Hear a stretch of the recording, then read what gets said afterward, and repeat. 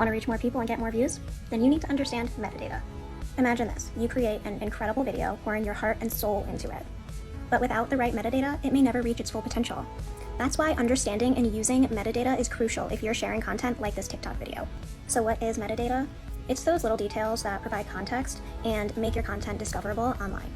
Essentially, metadata is data about data, and algorithms tend to use metadata in order to understand what your content is.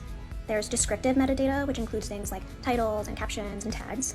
Then we have structural metadata, which relates to how your content is organized and presented. This includes things like timestamps and chapters and playlists.